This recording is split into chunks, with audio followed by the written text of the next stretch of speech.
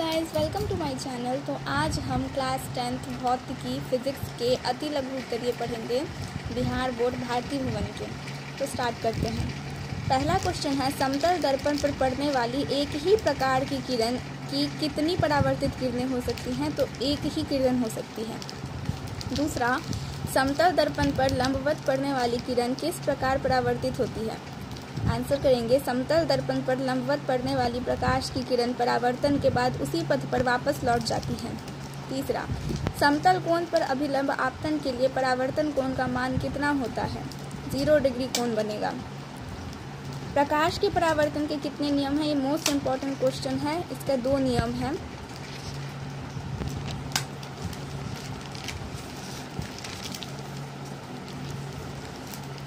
पांचवा, समतल दर्पण में वस्तु दूरी, ऑब्जेक्ट डेस्टिनेशन और प्रतिबिंब दूरी में क्या संबंध है? इसका आंसर है वस्तु दूरी बराबर प्रतिबिंब दूरी।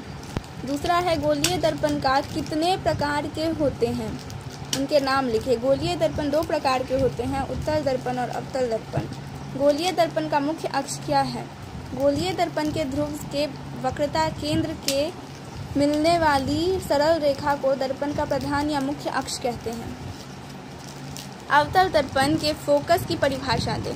किसी अवतल दर्पण का फोकस उसकी मुख्य अक्ष पर वह बिंदु है जहां मुख्य अक्ष के समांतर आती किरणें दर्पण से परावर्तन के बाद मिलती है। 19वां है, गोलीय दर्पण की फोकस दूरी और उसकी वक्रता त्रिज्या r में क्या संबंध है? उसमें f बराबर r/2। 10वां क्वेश्चन है, एक दर्पण का नाम बताएं जो किसी वस्तु का सीधा और आवर्धित प्रतिबिंब दे सके। अवतल दर्पण।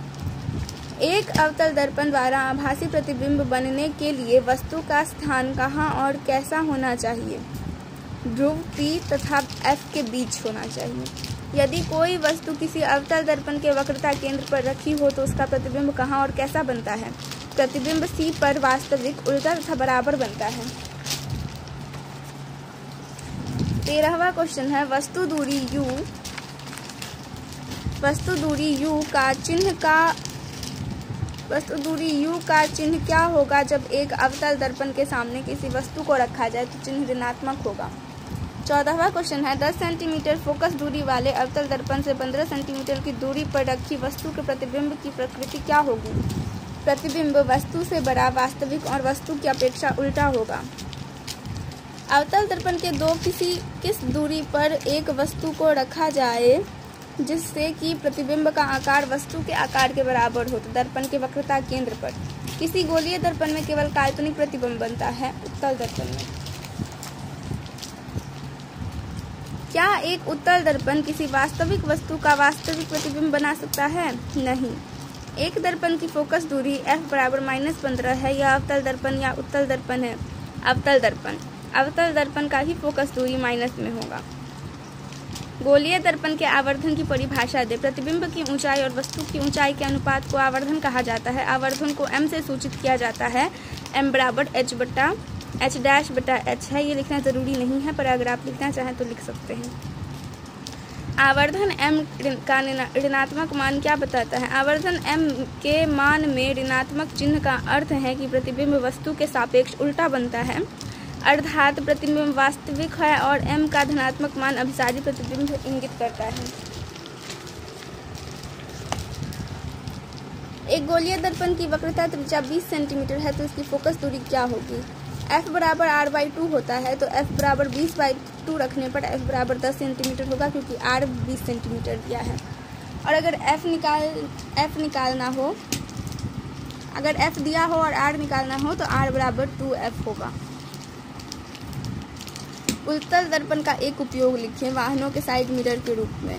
उस उत्तल दर्पण की फोकस दूरी ज्ञात करें जिसकी वक्रता त्रिज्या 32 सेंटीमीटर है। तो डिवाइड करेंगे 32 को 2 से, तो 16 सेंटीमीटर आएगा। काल्पनिक प्रतिबिंब से आप क्या समझते हैं? किसी बिंदु स्रोत से आती किरणें परावर्तन के बाद जिस बिंदु स्रोत से आती हुई प्रतीत होती हैं उसे उस बिंदु स्रोत का आभासी या काल्पनिक प्रतिबिंब कहते हैं। अब है, समतल दर्पण के आवर्धन m बराबर +1 का क्या अर्थ है? समतल दर्पण में आवर्धन m बराबर +1 का अर्थ है कि प्रतिबिंब का आकार, साइज वस्तु के आकार के बराबर है, और m का धनात्मक चिन्ह बताता है कि प्रतिबिंब वस्तु के सापेक्ष सीधा है। गोलीय दर्पण जिसका वक्रता केंद्र 0 है, वक्रता केंद्र C है, पर एक किरण ACB आपतित होती है, यह किरण किस दिशा में परावर्तित होगी? परावर्तन के बाद वह किरण उसी पथ पर लौट जाती है। अवतल दर्पण के दो उपयोग लिखे, टॉर्च और हजामती दर्पण के रूप में। आज के लिए बस।